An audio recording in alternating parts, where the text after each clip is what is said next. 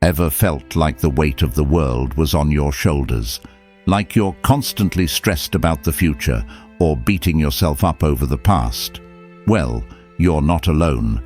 But what if I told you there's a way to lighten that load? A philosophy as old as time that can help you find peace in the midst of chaos. Let's talk about Stoicism. No, it's not about being a stone-cold robot. It's about living a good life, no matter what life throws at you. The Stoics, those ancient Greek and Roman philosophers, had a pretty simple idea. We can't control everything that happens to us, but we can control how we react to it. Imagine you're on a roller coaster. You can't control the ups and downs, but you can control how you experience them. You can either scream your head off or enjoy the ride. That's basically what Stoicism is all about. In this piece, we're going to dive deep into the Stoic idea of being quiet and acting like you have nothing to lose. It might sound a bit counterintuitive at first, but trust me, there's a method to this madness. We'll explore how this concept can help you reduce stress by letting go of things you can't control, increase resilience by developing a whatever happens happens attitude, improve your relationships by focusing on what you can give rather than what you can get, find more meaning in life by aligning your actions with your values. So, are you ready to embark on a journey of self-discovery? Let's explore the timeless wisdom of the Stoics together and see how we can apply it to our modern lives. Practice mindfulness. Ever felt like your mind is a never-ending news feed? You know, the one that's constantly scrolling through thoughts about the past, the future, and everything in between. That's where mindfulness comes in. It's like hitting the pause button on your mind and simply observing your thoughts and feelings without judgment. Why is it so important? Well, the ancient Stoics, like Marcus Aurelius and Epictetus, were big fans of mindfulness. They knew that our happiness isn't determined by external events, but by our reactions to them. Mindfulness helps us to cultivate that awareness, allowing us to respond to life's challenges with more clarity and less reactivity. So, how do you actually practice mindfulness? Start small. Even a few minutes a day can make a big difference. Try sitting quietly and focusing on your breath. Notice your thoughts. Don't try to control them, just observe them. It's like watching clouds drift by in the sky. Label your emotions. When you notice a particular emotion, simply label it. For example, I'm feeling anxious. Body scan. Pay attention to the sensations in your body. Are your shoulders tense? Is your stomach churning? Mindful activities. Try incorporating mindfulness into your daily activities, like eating, walking, or showering. Imagine this. You're sitting in a traffic jam, and the guy in the car next to you is honking his horn. Instead of letting your anger rise, you take a deep breath and observe the physical sensations in your body. You notice your heart racing and your fists clenching. By acknowledging these feelings without judgment, you're able to respond more calmly. Mindfulness isn't about clearing your mind of all thoughts. It's about creating space between you and your thoughts, so you can respond to them more mindfully. It's like training a muscle. The more you practice, the stronger it becomes. Remember, the goal isn't to become a perfect human being. It's to become more aware of your thoughts and feelings, and to respond to life's challenges with greater wisdom and compassion. Limit distractions. Ever felt like you're drowning in a sea of notifications? Your phone buzzes, your email dings, and before you know it, hours have passed, and you've accomplished nothing. The Stoics, those ancient Greek and Roman philosophers, would say that these constant interruptions are robbing you of your peace of mind. Why is it important to limit distractions? Well, The Stoics believed in the idea of negative visualization. This means imagining the worst-case scenario and realizing that you can handle it. By constantly being bombarded with distractions, you're training your mind to be reactive rather than proactive. When you limit distractions, you give your mind the space it needs to think clearly and focus on what truly matters. So, how do you limit distractions? Digital detox. Designate specific times for checking your phone or email. Create a dedicated workspace. Find a quiet place where you can focus on your tasks. Turn off notifications. Unless it's absolutely necessary, turn off notifications on your phone and computer. Mindful multitasking. If you must multitask, do so mindfully. Focus on one task at a time and switch between them intentionally. Practice the art of boredom. Sometimes the best thing you can do is sit with your thoughts. Boredom can be a catalyst for creativity and self-reflection. Imagine this. You're trying to write an important report, but you keep getting distracted by social media. Every time you hear a notification, you reach for your phone. Before you know it, an hour has passed, and you've barely written a sentence. By turning off your phone and finding a quiet place to work, you can eliminate these distractions and increase your productivity. Remember, the goal isn't to completely isolate yourself from the world. It's about creating a balance between being connected and being present. By limiting distractions, you're giving yourself the gift of time and mental clarity. Meditate regularly. Ever felt like your mind is a hamster on a wheel, constantly running but going nowhere? Meditation is like hitting the pause button on that wheel. It's a practice that the ancient Stoics, like Marcus Aurelius and Epictetus, used to cultivate inner peace and focus. Why is it important to meditate regularly? Well, our minds are like gardens. If you don't tend to them, they'll get overrun with weeds. Meditation is like weeding your mental garden. It helps you become more aware of your thoughts and feelings, allowing you to cultivate a more positive mindset. So, how do you start meditating? Find a quiet space. Choose a place where you won't be interrupted. Get comfortable. Sit or lie down in a comfortable position. Focus on your breath. Pay attention to the sensation of your breath as it enters and leaves your body. Don't worry about doing it right. Meditation is a practice, not a performance. There's no right or wrong way to do it. Imagine this. You're feeling stressed about an upcoming presentation. Your mind is racing and you can't seem to focus. Instead of letting your anxiety spiral out of control, you take a few minutes to meditate. You focus on your breath and notice the physical sensations in your body. As you continue to meditate, you feel a sense of calm wash over you. Why does it work? When you meditate, you're training your mind to focus on the present moment. This can help reduce stress, improve your mood, and increase your overall sense of well-being. It's like building a muscle. The more you practice, the stronger it becomes. Remember, meditation isn't about emptying your mind. It's about becoming more aware of your thoughts and feelings without judgment. Focus on your breath. Ever caught yourself lost in thought, racing from one thing to the next? It's like your mind is a busy highway, with cars or thoughts zooming past at breakneck speed. Well, focusing on your breath is like pulling over to the side of the road and taking a moment to relax. Why is focusing on your breath so powerful? The ancient Stoics, like Marcus Aurelius and Epictetus, understood the power of the present moment. They knew that our happiness and peace of mind are found not in the past or the future, but right now.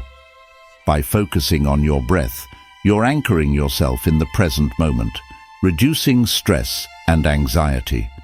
So, how do you focus on your breath? Find a comfortable position. Sit or lie down in a way that feels relaxed. Close your eyes. This can help block out distractions. Bring your attention to your breath. Notice the sensation of your breath as it moves in and out of your body. Don't try to control it, just observe it. If your mind wanders, gently bring it back to your breath. It's totally normal for your mind to wander.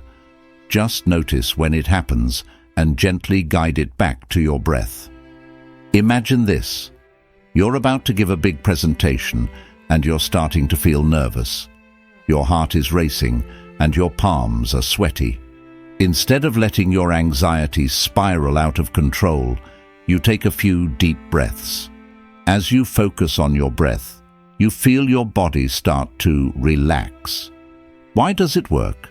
When you focus on your breath, you're activating your body's relaxation response. This can help lower your heart rate, reduce muscle tension, and calm your mind. It's like hitting the reset button on your nervous system. Remember, the breath is always with you.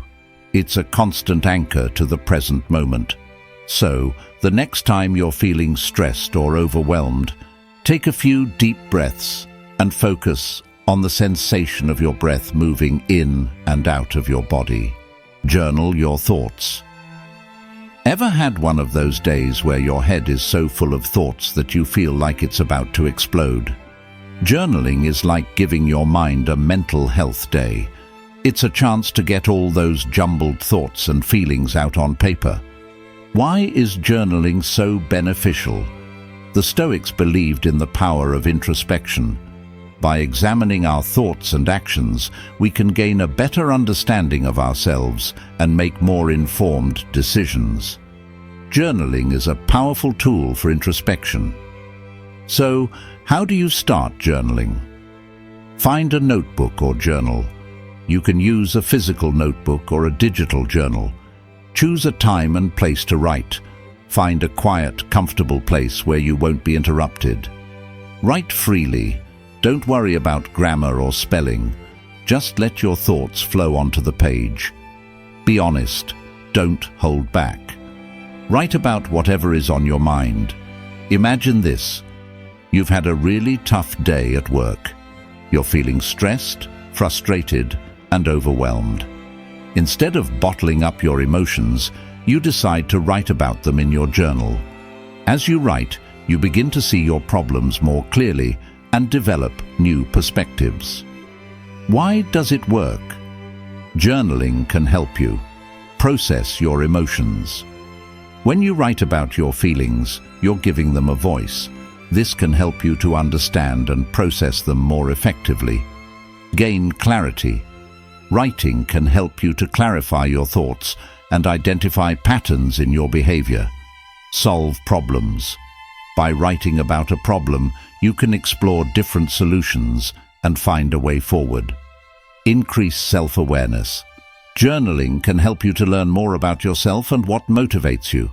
Remember, there's no right or wrong way to journal. The most important thing is to be consistent and honest with yourself. Spend time in nature. Ever felt like you need to unplug and recharge? There's nothing quite like spending time in nature to help you do that. The ancient Stoics, like Marcus Aurelius and Seneca, often retreated to nature to find solace and perspective. Why is it so important to spend time in nature?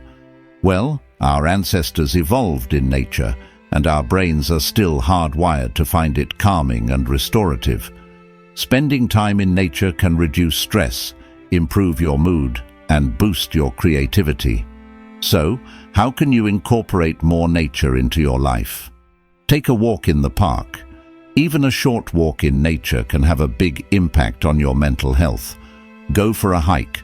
Hiking is a great way to get some exercise and enjoy the beauty of nature. Garden. Tending to plants can be a very calming and rewarding activity. Camp. Spending a night under the stars can help you appreciate the vastness of the universe. Imagine this. You've been feeling overwhelmed by work and deadlines. You decide to take a walk in the woods. As you walk, you notice the beautiful trees, the sound of the birds, and the feel of the sun on your skin. You start to feel your stress melt away. Why does it work? Being in nature can help you reduce stress. Spending time in nature can lower your cortisol levels, which is the hormone associated with stress. Improve your mood. Nature has a way of making us feel more positive and optimistic. Boost your creativity. Studies have shown that spending time in nature can enhance creativity and problem-solving skills. Connect with something bigger than yourself. Nature can remind us of our place in the world and help us to feel more grounded. Remember, you don't have to go on a long hike or camping trip to reap the benefits of nature. Even spending a few minutes each day outdoors can make a big difference. Limit your time with negative people. Ever felt drained after hanging out with someone, like your energy was just sucked out of you? That's probably because you were around a toxic person. The Stoics, those ancient Greek and Roman philosophers, would say you need to choose your company wisely. Your friends and family should lift you up, not drag you down. Why is it so important to limit your time with negative people? Well, our thoughts and emotions are contagious. If you're constantly surrounded by negativity, it's only natural that you'll start to feel negative yourself. It's like being around a smoker. Eventually, you'll start to smell like smoke too. So, how do you limit your time with negative people? Identify the toxic people in your life. Pay attention to how you feel after spending time with different people. Do you feel energized or drained? Set boundaries. Once you've identified the toxic people, it's time to set boundaries. This might mean saying no to invitations or limiting the amount of time you spend with them. Focus on positive relationships. Surround yourself with people who inspire and uplift you. Practice self-care. Make time for activities that make you happy and relaxed. Imagine this. You have a friend who's always complaining about their job, their boss, and their life. Every time you talk to them, you leave feeling down. It's time to set some boundaries. You can still be friends, but you need to limit the amount of time you spend discussing negative topics. Why does it work? By limiting your time with negative people, you're protecting your mental health. You're also creating space in your life for more positive experiences. Remember, it's okay to let go of relationships that no longer serve you. Your mental health is more important than anything else. Set boundaries. Ever felt like you're constantly giving until there's nothing left for yourself? That's a classic sign that you need to set some boundaries. The Stoics, those ancient Greek and Roman philosophers who were all about self-control and reason, would totally understand. They believed that it's essential to know your limits and to protect your peace of mind. Why are boundaries so important? Boundaries are like fences around your property. They protect what's yours, your time, your energy, and your peace of mind. When you set boundaries, you're essentially saying, "This is who I am, and this is what I'm comfortable with." So, how do you set boundaries? Identify your needs. What do you need to feel happy and fulfilled? Communicate your boundaries. Let the people in your life know what you're comfortable with and what you're not. Be assertive. Don't be afraid to say no. Enforce your boundaries. If someone crosses a boundary, don't be afraid to call them out on it. Imagine this. Your co-worker always asks you to stay late to finish their projects. You know you should say no, but you're afraid of being seen as difficult. So you end up working late every night, feeling resentful and exhausted. By setting a boundary and saying, "I can't stay late tonight because I have other commitments," You're taking control of your time and protecting your well-being. Why does it work? When you set boundaries, you're teaching others how to treat you. You're also modeling healthy behavior for others. Remember, setting boundaries is not selfish, it's self-care. When you take care of yourself, you're better able to take care of others. Focus on your values. Ever felt lost or uncertain about the path you're on? Maybe you've been saying yes to things that don't align with what you truly believe in. The Stoics, those ancient philosophers who were big on reason and virtue, would tell you to get clear on your values. Why is focusing on your values so important? Your values are like a compass. They guide you through life's ups and downs, helping you make decisions that are true to yourself. When you live in alignment with your values, you feel more fulfilled and less stressed. So, how do you focus on your values? Identify your values. What matters most to you? Is it honesty, kindness, creativity, or something else? Make conscious choices. When faced with a decision, ask yourself, does this align with my values? Create a value-based life. Surround yourself with people and things that support your values. Imagine this. You're offered a promotion at work, but it would require you to work long hours and miss out on family time. You value family above all else. So, you decide to turn down the promotion, even though it might be difficult. Why does it work? When you live in alignment with your values, you experience a sense of purpose and meaning. You're also more likely to make decisions that you're proud of. Remember, your values are a personal compass. They should guide you, not limit you. Your values, your compass. Ever felt lost at a crossroads, not knowing which path to take? Well, the ancient Stoics had a pretty cool way of navigating life's big decisions. They used their values as a kind of internal compass. Your values are like those little guiding stars that help you steer your ship through the stormy seas of life. Why are values such a big deal when it comes to making choices? Imagine you're trying to decide between two job offers. One pays more but has terrible hours. The other pays less but offers flexibility. Which one do you choose? It all comes down to your values. If you value work-life balance more than a big paycheck, the second option is probably the better fit. So, how can you use your values to make better decisions? Know thyself. What's really important to you? Is it family, friendship, career, creativity, or something else? Check your compass.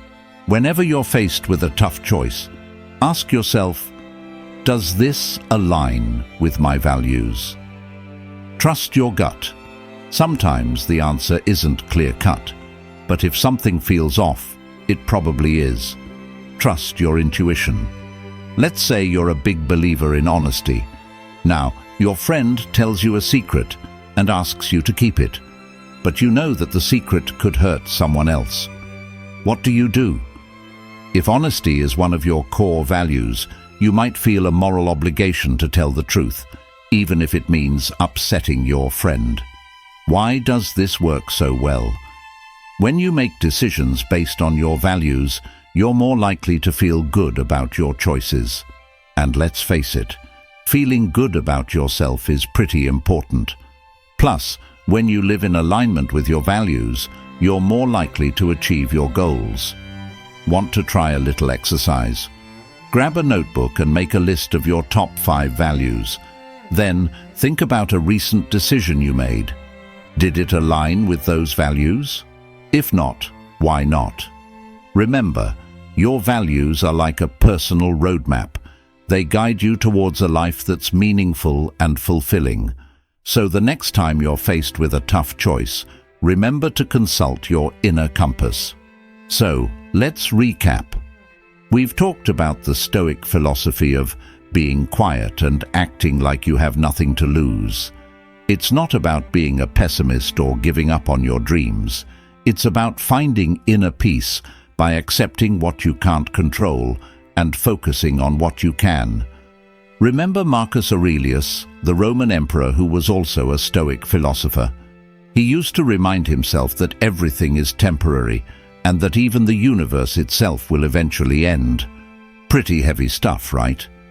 But when you think about it like that, it can help you put your own problems into perspective. The truth is, we're all going to die someday. This might sound morbid, but it's a powerful reminder to live each day to the fullest.